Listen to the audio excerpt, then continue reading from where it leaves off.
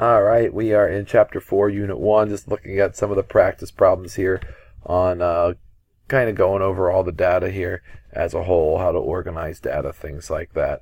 And in this example, again, as we go through these, if you need to pause the videos, write this stuff down. I highly recommend it. But during his 20 seasons in the NHL, Wayne Gretzky scored 50% more points than anyone who ever played professional hockey. He accomplished this amazing feat while playing in 280 fewer games than Gordie Howe, the previous record holder. And here are the numbers that he had. Now, it says to create a stem and leaf plot for this data using split stems, and then describe the shape, and then describe the center, and what usual features do you see. So basically, you take all that data, you do have to organize it, and if you take a minute to organize the data, right, here you go, you're supposed to also place any jumps with it. Now, as you look at this and organize it, it goes from like low to high, right? We got it in our stems, and you can see the keys. You can see what's happening. Point is, it definitely looks skewed, right? If you're looking at this data, it looks skewed to the low end, skewed to the right, depending on if you want to write it that way or skewed to the left. But the point is, it's skewed down towards the lower end of that form. And as you're looking at it, it says the distribution of the numbers of games played by Wayne Gretzky is skewed left if we're going low. The way I have it listed, it's skewed to the right, but technically the lower numbers should be down there, the higher numbers should be up there, so that's why they're saying it's skewed to the left, if that makes sense. So typically, Wayne Gretzky played 80 games per season. The number of games played is tightly clustered in the 70s. Right, also, but typically he was up in there. So for the most part, he played the games he played per season were pretty close to the 70s. He very rarely played anything less than that, is what it's saying. But also, 2 seasons he has these kind of could possibly be outliers without us definitely finding any data to support it otherwise. But the point is, it very well could be.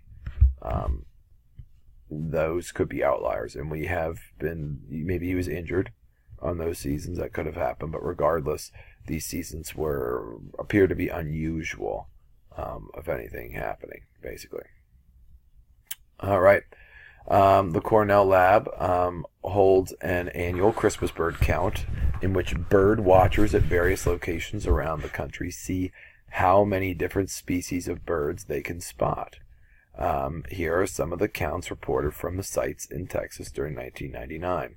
So here are so many birds they see, and it says again to create a stem and leaf plot to display it, and then write a brief description about what you see. So there's all the data. Again, pause this if you have to pause it, that's fine. And if you go and write this down, as you can see, this is low to high. So if we look at it from low to high, it looks like it's skewed down that way towards the right. The results of the 1998 laboratory for their Christmas bird count are displayed.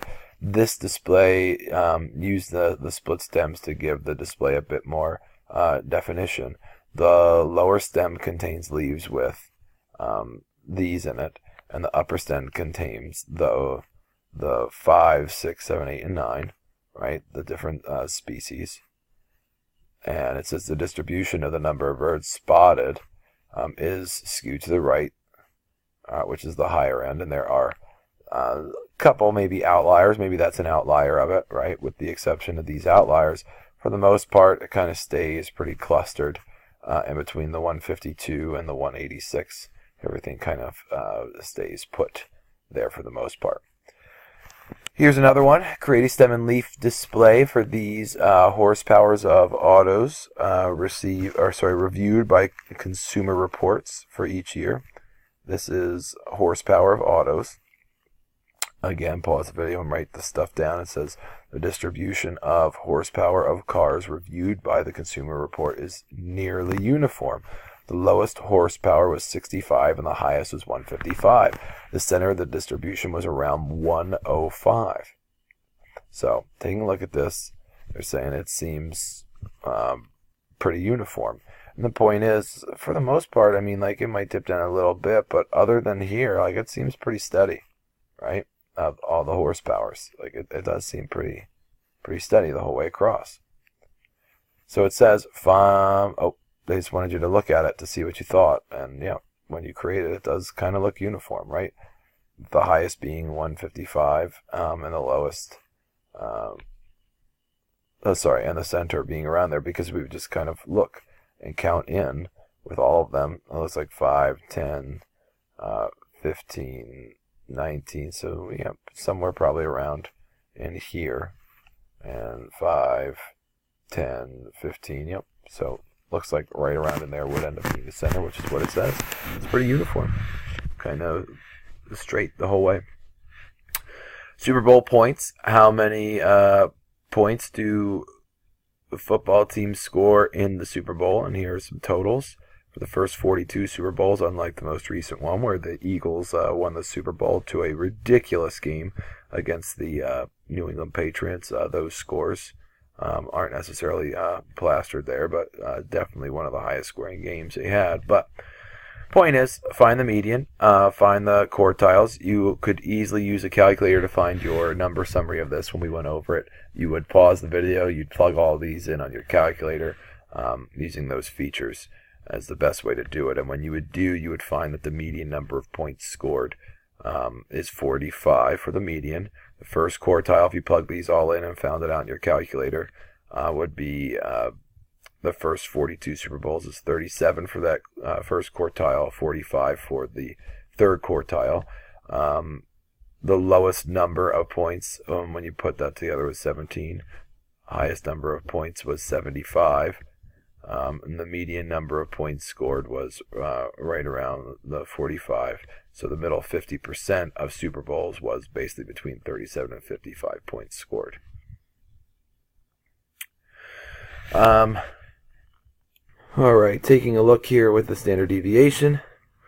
For each letter part, A through C, examine the two given sets of numbers without doing any calculations. Decide which set has the larger standard deviation. Explain why.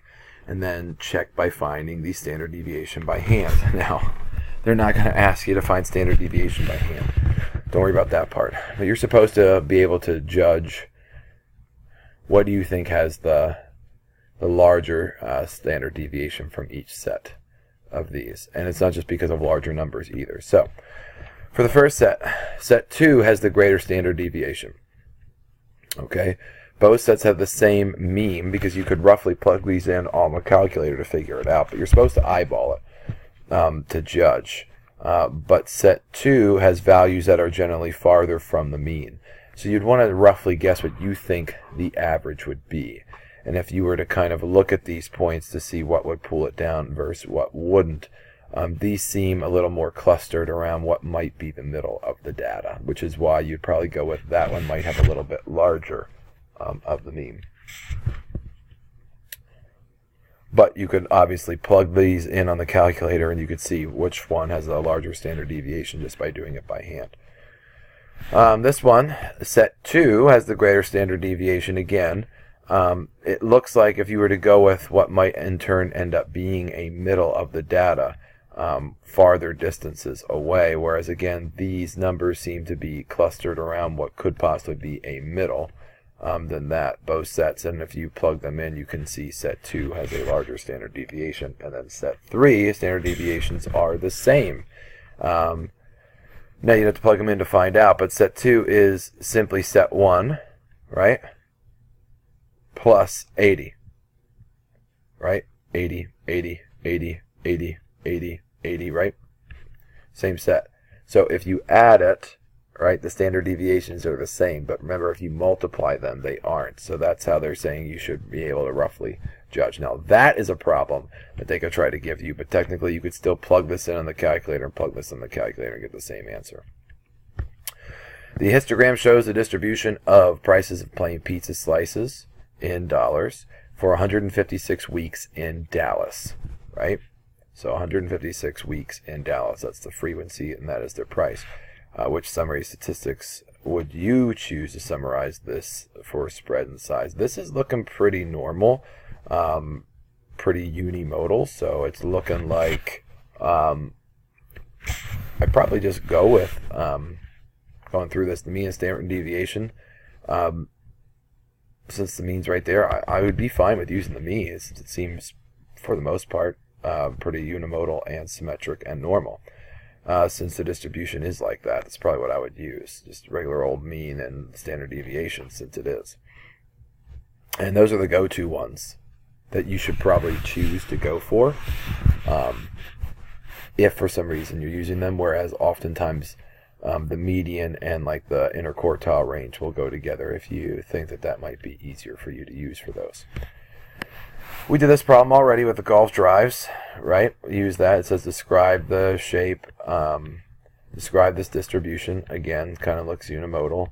And it says approximately what proportion of males are less than that. I think we actually did this one already because it looks really familiar. The distribution of the graph is unimodal, symmetric, with the typical drive of 290. Yep, we said that around there.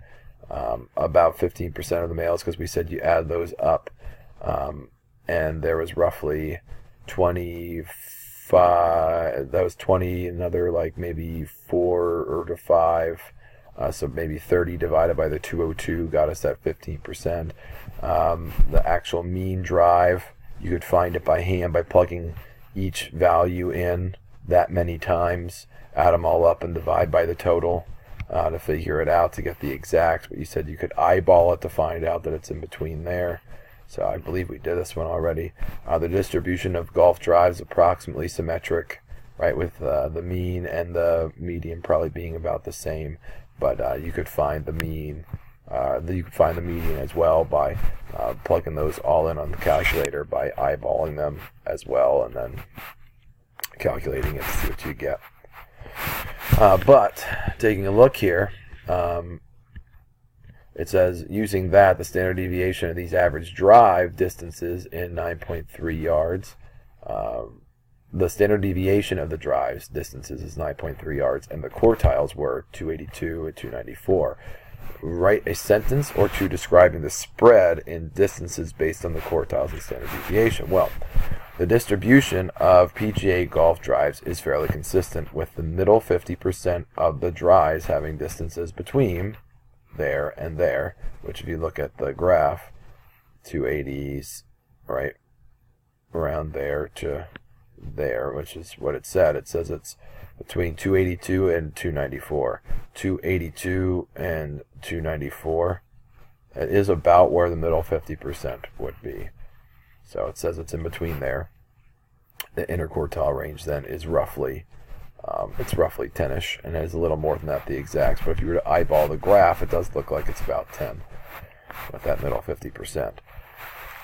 The standard deviation was given to be 9.3, which indicates that the golf drives are typically within 9.3 yards of the mean, which is what the standard deviation is saying. Typically, 68% of the drives will be between the mean and maybe plus or minus roughly 10 from it. And do you have any concerns about using either other descriptive statistics? Because it is symmetric for the most part, both the standard deviation and the interquartile range are reasonable measures of this because it is pretty symmetric. But more than likely, when it is pretty symmetric and unimodal, right down the middle there, and it looks pretty normal, we use mean and standard deviation. And we'll stop there.